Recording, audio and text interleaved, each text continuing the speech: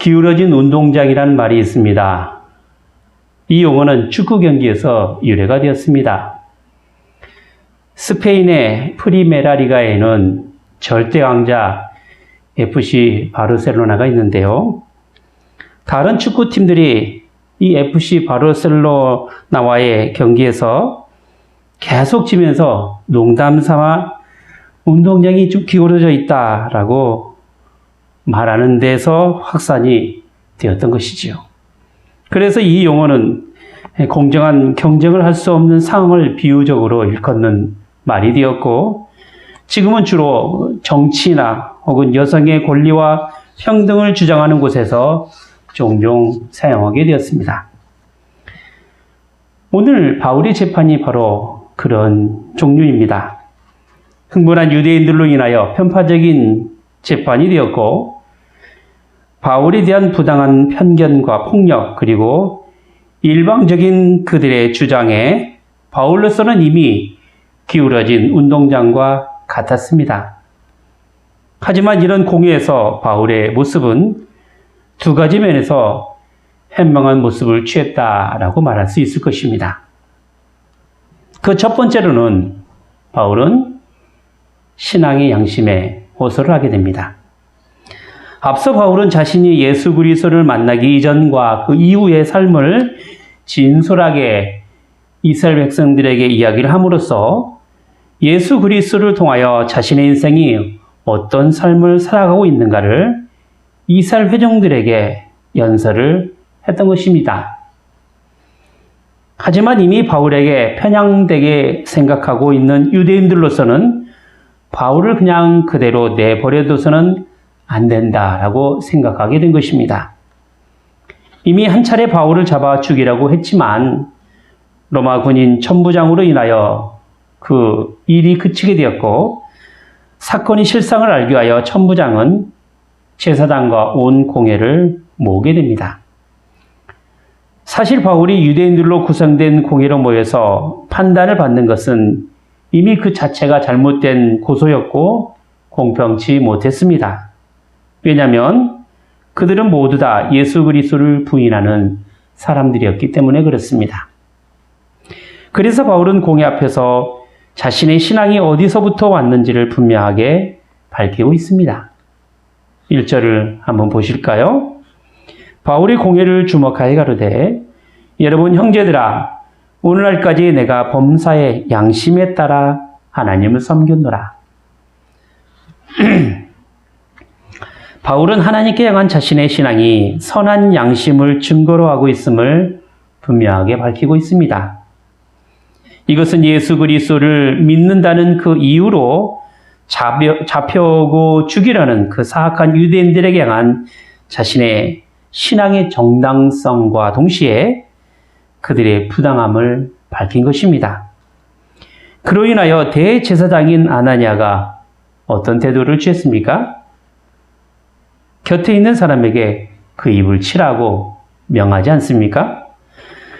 즉 바울이 밝힌 내용이 어떤 의미인지를 분명하게 알았기 때문에 화가 난 것이고, 자신의 신앙이 정당하다고 말하는 그 바울의 변명을 더 이상 듣고 싶지 않았던 것입니다. 바울이 말한 양심에 따라 하나님을 섬겼다라는 말은 이후 로마 총독인 벨릭스에게 가서도 다시 한번 이야기를 더하게 됩니다. 그만큼 바울에게는 하나님과 사람에게 양심의 거리낌 없이 살려고 노력했다라는 것이죠. 바울은 자신의 삶 가운데서 하나님께 향한 신앙의 양심을 지키며 살아왔습니다. 율법으로는 흠이 없다라는 그 자신의 고백은 도덕적 가치와 인격적인 면에서 누구보다도 건전한 삶을 살아왔다라는 그 이야기가 되는 것이지요. 바울은 이 말을 밝힘으로써 공회 안에서 유대인들로부터 편파적인 상황에 직면한 자신에게 변호에 대한 주도권을 잡으려 했던 것입니다. 어쩌면 바울의 이런 담대함은 공회에서 혼자 싸워야 할 그 논쟁에 기선을 제압할 수 있는 선언이 되기도 했습니다. 왜냐하면 율법적 판단에서 자신에게 쉽게 죄를 정할 수 없도록 하기 위해서였던 것이죠. 이런 바울의 양심 선언은 우리가 교회 안에서 신앙생활할 때 신앙의 양심에 따라 살아가야 함을 보여주는 좋은 예가 되기도 합니다.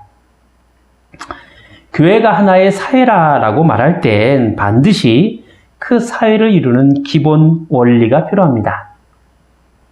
이것을 우리는 교회 정치의 원리라고 하는데 그 원리의 첫 번째가 무엇이냐면 바로 양심의 자유입니다.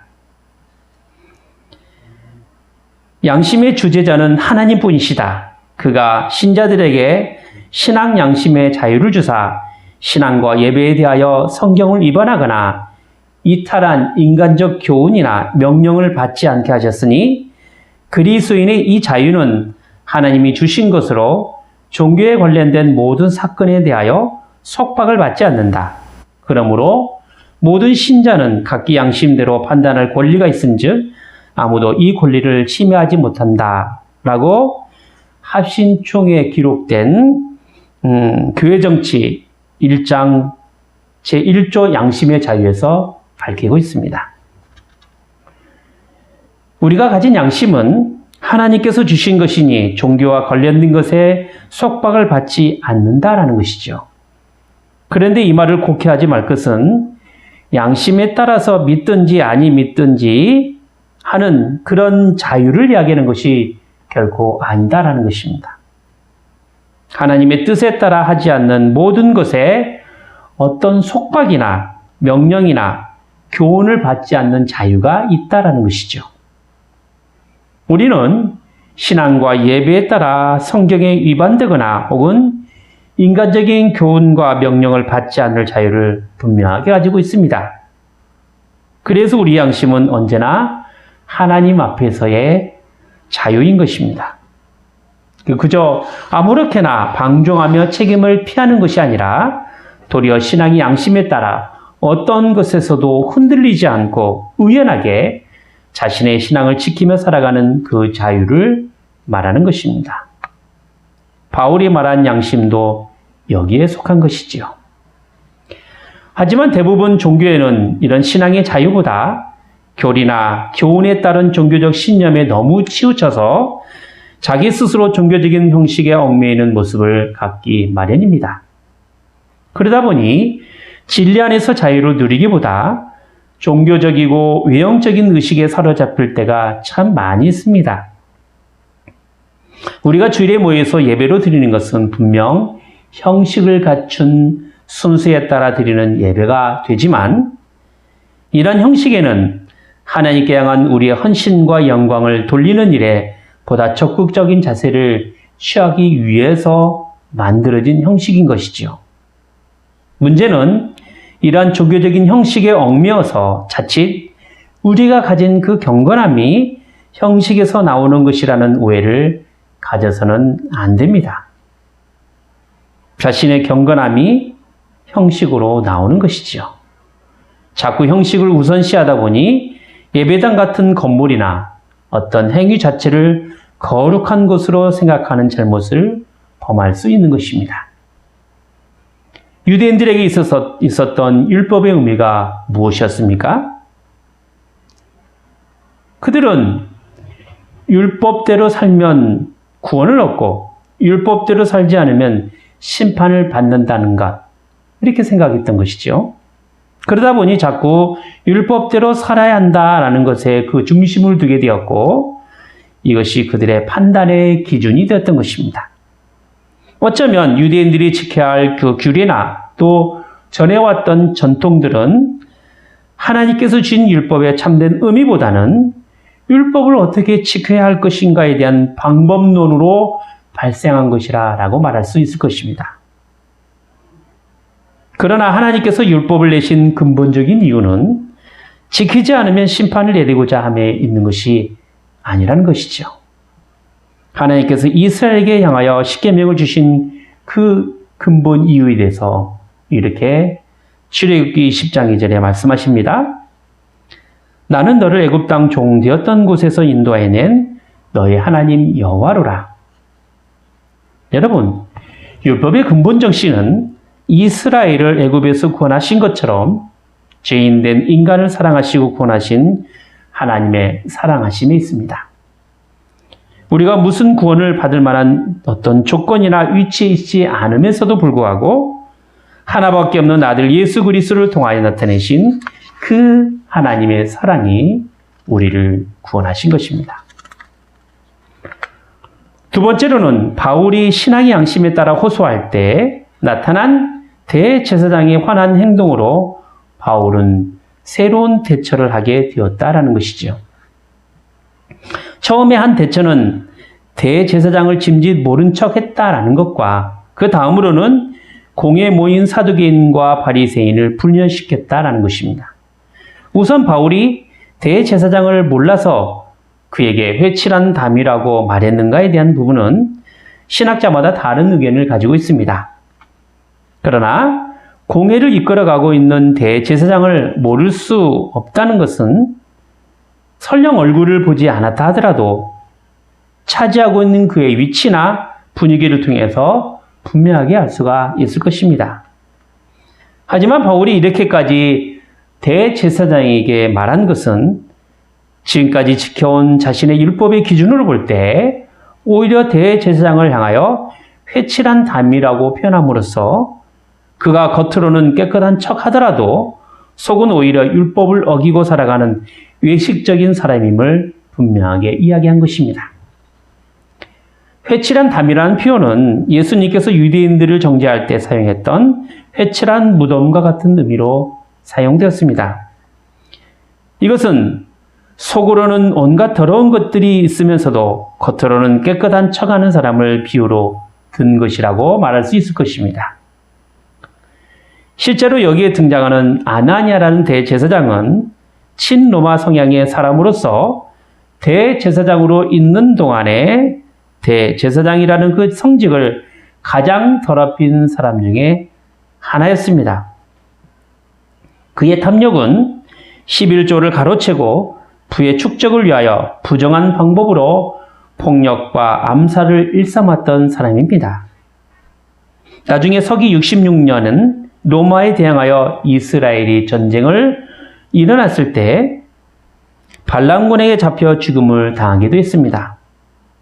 정말로 바울이 말한 하나님이 너를 치시리로다가 바울의 예언이 되었던 것이지요.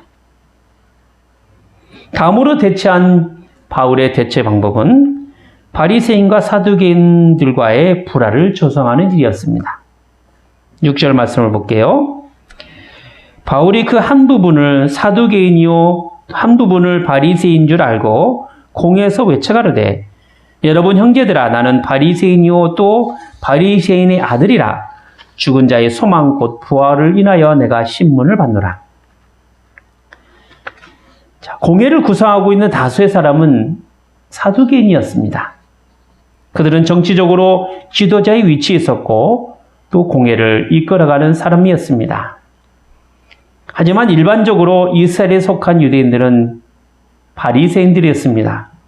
그러니까 산헤드린이라는 공회에는 다수에 속한 사두개인과 또 백성을 대표하는 바리새인이 거기에 있었던 것이죠. 문제는 8절에 있는 것처럼 사두개인은 부활이나 천사나 영을 믿지 않는 사람들이었고 바리새인은 그와 반대로 그것을 믿는 사람들이었다라는 것입니다. 바울은 자신이 믿고 있는 신앙이 죽은 자의 소망인 부활의 신앙임을 밝힘과 동시에 부활의 신앙을 믿고 있는 바리새인이라는 것을 또한 밝힙니다. 물론 바리새인이 믿고 있었던 그 부활의 신앙은 예수 그리스도를 통하여 이루어진 죽음으로부터의 부활의 의미는 분명히 아닙니다. 고린도전서 15장 16절에 보면 만일 죽은 자가 다시 사는 것이 없으면 그리스도도 다시 사신 것이 없었을 터이요 그리스도께서 다시 사신 것이 없으면 너희의 믿음도 헛되다 라고 했단 말이죠. 즉 부활의 신앙이라는 것은 죽은 자 가운데서 다시 사신 예수 그리스도를 통하여서 완성이 된 것입니다. 하지만 당시 바리새인의 부활은 비록 편협한 부활의 신앙이었다 하더라도 적어도 초대교회 안에서의 부활의 신앙을 부인하지 않는 이상은 그리스도인이면서도 동시에 바리새인으로 남아 있을 수는 있었던 것입니다. 즉 바리새인의 그 부활의 신앙에 예수 그리스도를 믿는 믿음으로 말미암아 그 신앙이 더욱더 공고해졌던 것이죠. 그런 의미에서 그리스도인이 즉 바리새인이 즉 그리스도인이 될 수 있었던 것입니다. 여기에는 초기 바울도 베드로도 또 야고보도 포함이 되는 것이죠. 반면 사두개인들은 부활을 믿지 않았기 때문에 바울의 이러한 부활의 이야기가 불화를 조성하는 계기가 되었습니다. 그래서 사두개인과 바리새인 사이에 자중질환이 일어나게 된 것이지요. 바울이 이렇게까지 말한 것에는 자신이 받은 신문이 정당하지 못함을 나타내려 함에 있는 것입니다. 사두개인에게는 부활의 육체의 부활을 믿지 않는 그들의 교리를 이용하였고 바리새인에게는 부활의 교리를 받아들이고 있었기 때문에 서로 다른 교리를 가진 사람들에게 바울의 신앙을 신문하는 것에 있어서 결코 공정할 수 없음을 그들에게 확인시켜 주었던 것입니다. 결국 사두개인과 바리새인의 큰 다툼으로 인하여 더는 공정한 신문이 이루어질 수 없게 되었던 것입니다. 10절 말씀이죠. 큰 분쟁이 생기니 천부장이 바울이 저희에게 찢겨질까 하여 군사를 명하여 내려가 무리 가운데서 빼앗아 가지고 영문으로 들어가라 하니라. 바른 판단이라는 것은 어느 한쪽으로 치우치는 것이 아니라 공정한 위치에 서 있을 때 가능하게 됩니다. 그런 점에서 공예를 이루고 있는 사두개인과 바리새인들 간의 교리적 다툼은 바울을 교리로나 혹은 신앙적으로 바른 판단을 내릴 수 없고 오히려 분란만 일으킬 뿐이었던 것입니다. 처음에야 바울을 잡은 것은 사두개인에게는 복음을 전하는 것이 자신의 가진 그 기득권의 위협이었을 것이고 바리새인에게는 편협한 종교적 신념에서 나온 것이라고 말할 수 있을 것입니다. 처음 성전 안에 이방인과 함께 왔다는 그 논리를 가지고 바울을 잡아 들어왔던 것인데 사실 이것은 어디까지나 심증만 있는 것이고 물증은 없습니다. 다만 그동안 바울에게서 안 좋은 소문, 즉 모세를 배반하고 아들에게 할례를 하지 말고 관습을 지키지 말라라는 그 이야기로 이미 미운 털이 박혀 있는 상황에서 어떻게 하든지 간에 이런 자를 그냥 내버려 두어서는 안 된다라고 생각했던 것입니다. 그래서 그 바울을 잡아왔던 것이죠. 하지만 결국 바울이 당한 그 공회에서의 고소는 그들의 자중질환으로 인하여 이렇게 일단락이 되고 말았던 것입니다. 아무 죄도 없는 바울을 잡아다가 어떻게 해서든지 죽일 작정을 했지만 바울의 지혜로운 대처로 인하여 무사히 빠져나올 수 있었던 것입니다. 그러나 이 일이 여기서 끝난 것은 분명 아닙니다. 하나님께서는 밤중에 바울을 찾아오셔서 이렇게 말씀하십니다. 11절을 보시죠. 그날 밤에 주께서 바울 곁에 서서 이르시되 담대하라. 내가 예루살렘에서 나의 일을 증거한 것 같이 로마에서도 증거하여야 하리라 하시니라. 바울이 로마에서도 증거를 한다라고 하는 것은 가깝게 볼 때는 5일 후에 로마 총독 앞에서 송사가 되어 신문받는 과정에서 증거하는 일이 될 것이고 또 멀기로는 로마에 압송되어 로마에서의 복음 증거를 말하는 것이기도 할 것입니다. 그리고 이렇게 복음을 증거하는 일에는 설령 좌절할 일이 참 많이 있다 할지라도 어려움을 극복하고 담대하게 복음이 증거될 수 있도록 하신 것입니다.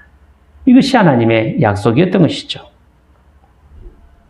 공에서 취한 바울의 태도는 자신이 믿는 신앙의 정당성을 그의 양심에 호소했을 뿐만 아니라 유효적절한 대처를 통해서 바울을 죽이려는 음모에서 벗어날 수 있었던 것입니다. 하지만 바울을 죽이려는 유대인의 태도는 여전했습니다. 심지어 죽일 기회를 엿보고 있다가 죽여야겠다라는 그 40여 명의 결사대까지 구성하여 계획을 짜게 되었던 것이지요. 물론 다행하게도 바울의 조카가 이런 계획을 알게 되었고 음모의 사실을 천부장에게 알림으로 인하여 발각이 되었지만 여전히 예루살렘에 있는 바울의 목숨은 늘 위태로울 수밖에 없었던 것입니다. 이런 사실을 볼 때 광적인 종교심으로 인한 그릇된 판단은 여지없이 사람의 목숨을 앗아갈 수 있는 흉악한 도구로 이용된다라는 것입니다. 우리는 잘못된 논쟁거리가 얼마나 사람이 악해져 가고 있는가를 오늘 본문을 통해서 볼 수가 있습니다. 반면에 침착하고 논리적으로 대처한 바울의 모습은 상대방의 주장마저도 무력화시킬 수 있는 지혜로운 모습으로 나타내기도 합니다. 양심에 따른 자유는, 그 신앙의 자유는 세상의 그 어떤 종교심이나 혹은 합리적이거나 심지어 과학적이더라도 결탄코 주 예수를 믿는 신앙에서 벗어날 수 없다라는 분명한 확신 가운데서 나타난 그 담대함으로부터 나오는 것입니다. 거짓되고 비논리적인 사상들은 그것이 제 아무리 멋진 것으로 포장이 되고 굉장히 화려하고 놀랍고 신비로운 종교로 구성이 되어 있다 하더라도 결국에는 그들의 허구성이 드러날 수밖에 없다는 사실을 아는 것이 우리에게 정말로 필요합니다. 그러니까 지금 당장에 나타나는 종교적이거나 혹은 어떤 화려한 허구에 속지 마시고 하나님 말씀인 참된 진리로 무장되어서 살아가야 할 것입니다. 에베소서 6장 10절부터 13절에 보면 마지막 때 우리가 싸워야 할 진짜 싸움에 대해서 우리가 어떤 신앙의 태도로 취해야 할 것인지를 분명하게 제시하고 있습니다. 그 말씀을 읽어보겠습니다.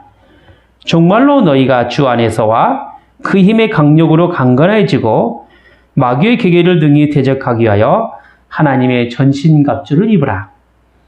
우리의 씨름은 혈과 육에 대한 것이 아니요 정사와 권세와 이 어둠의 세상 주관자들과 하늘에 있는 악의 영들에게 대함이라. 그러므로 하나님의 전신갑주를 취하라. 이는 악한 날에 너희가 능히 대적하고 모든 일을 행한 후에 서기 위함이라. 하나님의 말씀인 진리 안에 굳게 서서 믿음을 가지고 성령의 인도하심에 따라 구원의 확신 가운데서 살아가는 것입니다. 이것이 오늘 바울이 취한 행동이었으며 마지막 때 우리가 마땅히 가져야 될 신앙의 자세가 되는 것입니다. 기도하겠습니다.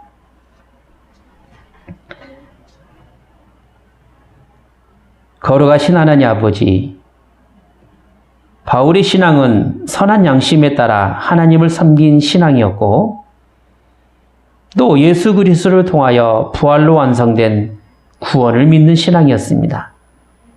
이런 바울의 신앙은 오늘 본문의 공의에서의 바울의 고백을 통하여 저희들에게 가르쳐 주신 바가 되었사온데 저희 또한 하나님께서 주신 그 신앙의 양심에 따라 올곧게 하나님만을 섬기며 예수 그리스도의 부활로 나타난 그 구원의 생명을 부여받는 그런 믿음의 사람들로 믿음 가운데 살게 하여 주시옵소서.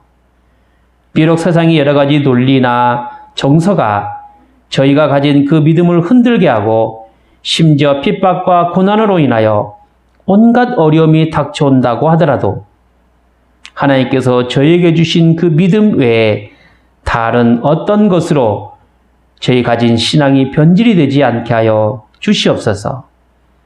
마지막 때 하나님의 말씀인 진리를 더욱 붙잡게 하시고 믿음을 가지고 성령의 인도하심에 따라 구원의 확신 가운데 살게 하여 주시옵소서. 주 예수 그리스도의 이름으로 기도하옵나이다. 아멘.